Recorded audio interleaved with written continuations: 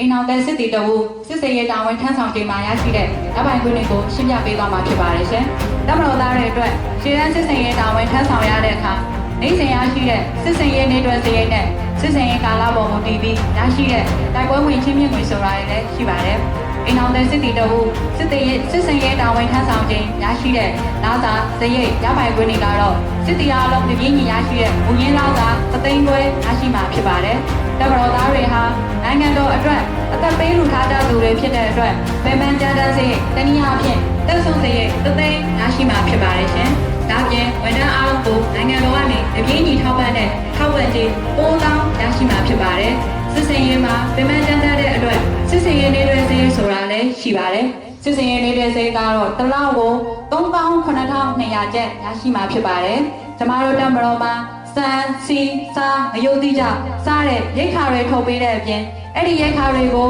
ချက်ပြုတ်စားသားရမှာလိုအပ်တဲ့အမေဇုံတွေဝယ်ယူဖို့နဲ့တားငါးတွေဝယ်ယူဖို့အတွက်ရိတ်ခါစုံငွေ23,250ကျပ်ရရှိမှာဖြစ်ပါတယ်။ဒါပြင်စစ်တီတွေစေပင်ညက်ဖို့အဝိရှော်ဖို့လိုအပ်တာဝယ်ဖို့အတွက်တစ်လကို1000ကျပ်ရရှိမှာဖြစ်ပါတယ်။စစ်စင်ရေးနယ်မြေအတွင်းရောက်ရှိနေတဲ့တပ်ဌာနချုပ်တွေမှာတနည်းအားဖြင့်ညိုရောင်နယ်မြေဖြင့်တတ်မှတ်ခံထားရတဲ့ဒေသတွေမှာရောက်ရှိနေတဲ့တပ်ဌာနချုပ်တွေမှာစစ်တီနဲ့အတူလိုက်ပါနေထိုင်တဲ့ဇနီးတဲ့အတွက်လာစဉ်ထောက်ပံ့ကြေးတနည်းအားဖြင့်တိုင်ပွဲငွေချင်းမြင့်ငွေ3သိန်းကျပ်ထပ်မံရရှိမှာဖြစ်ပါတယ်။စစ်စင်ရေးတာဝန်ထမ်းဆောင်တဲ့ကာလအလိုက်ရရှိတဲ့တိုင်ပွဲငွေချင်းမြင့်ငွေဆိုတာတွေလည်းရှိပါသေးတယ်။ဒါတွေကတော့စစ်စင်ရေးကာလ9လခန့်တာမြင့်မီဆိုပါကလာစဉ်တစ်လ9000ကျပ်စစ်စင်ရေးကာလလက်နှစ်ထက်တာမြင့်မီဆိုပါကလာစဉ်တစ်လ8000ကျပ်စစ်စင်ရေးကာလနှစ်နှစ်ထက်တာမြင့်မီဆိုပါကလာစဉ်တစ်လ3,000ကျပ်ရရှိမှာဖြစ်ပါတယ်။ဒီတော့အိမ်အောင်တဲ့စစ်တီတဝူစစ်စင်ရေးတာဝန်ထမ်းဆောင်တဲ့ကာလ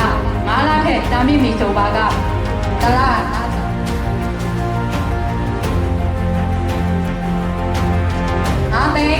5,2,150ကျပ်စစ်စင်ရေးတာဝန်ထမ်းဆောင်ပြီးကာလတစ်နှစ်ထက်တာမြင့်မီဆိုပါကတစ်လလာစာ5,5,1,450ကျပ်စစ်စင်ရေးတာဝန်ထမ်းဆောင်သည့်ကာလနှစ်နှစ်ထက်တာမြင့်မီဆိုပါကတစ်လလာစာ5,8,1,450ကျပ်ရရှိမှာဖြစ်ပါတယ်။ဒါကတော့ကျွန်မရှင်းပြသွားတာအိမ်အောင်တဲ့စစ်တီတဝူရှင်းရစစ်စင်ရေးတာဝန်ထမ်းဆောင်ခြင်းရရှိတဲ့ဒါလာစာစီရပိုင်ခွင့်တွေပဲဖြစ်တဲ့။ထပ်လက်ဆက်လက်ပြီးတော့ရှင်းပြမှာတော့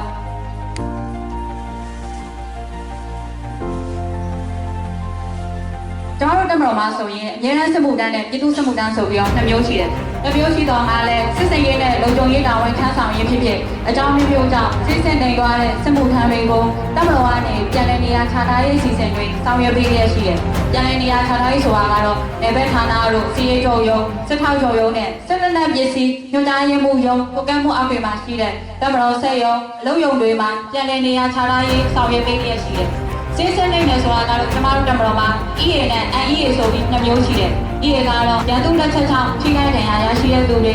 NEA ကတော့ရန်သူလက်ချက်ဖြစ်မဟုတ်ဘဲအကြောင်းမျိုးမျိုးကြောင့်ထိခိုက်ဒဏ်ရာရရှိတဲ့သူတွေဖြစ်တယ်။ရန်သူလက်ချက်ဆိုတာကတော့မိုင်းတို့ရော့ဘုံလက်နက်ကြီးလက်နက်ငယ်စစ်စင်ရေးအတားအဆီးတွေကိုပြောတာဖြစ်တယ်။မြေနဲ့စစ်မှုထမ်းတွေဖြင့်စစ်စင်ရေးနဲ့လုံခြုံရေးတာဝန်ထမ်းဆောင်ရေးဖြစ်ဖြစ်အကြောင်းမျိုးမျိုးကြောင့်စစ်စင်နေသွားတဲ့စစ်တီတွေကိုပြန်လည်နေရာချထားရေးစီစဉ်တွေဆောင်ရွက်ပေးရဖြင့်စစ်မှုထမ်းသက်15နှစ်နဲ့ညီမျှတဲ့လောက်စာနဲ့စရိတ်ကိုလည်းခံစားခွင့်ပေးသွားမှာဖြစ်တယ်။ဥပမာအနေနဲ့ပြောရရင်ခြေခံတန်းဆင်းပြီးလို့စစ်စင်ရေးတာဝန်ထမ်းဆောင်ရင်စစ်စင်နေသွားတဲ့စစ်တီတဝူကိုစစ်မှုထမ်းသက်15နှစ်ရှိတဲ့စစ်တီတဝူရဲ့လောက်စာနဲ့စရိတ်နှုတ်ထားအတိုင်းတွက်ချက်ပေးသွားမှာဖြစ်တယ်။အမြဲတမ်းစစ်မှုထမ်းတဝူဟာစစ်စင်ရေးနဲ့လုံခြုံရေးတာဝန်ထမ်းဆောင်ရေးဖြစ်ဖြစ်အကြောင်းမျိုးမျိုးကြောင့်စစ်စင်နေသွားခဲ့ရင် gratuity လို့ခေါ်တဲ့အငြိမ်းစားစုကြေးနဲ့ပင်စင်လို့ခေါ်တဲ့စစ်မှုထမ်းတဲ့အငြိမ်းစားလစာခံစား권ရရှိမှာဖြစ်တယ်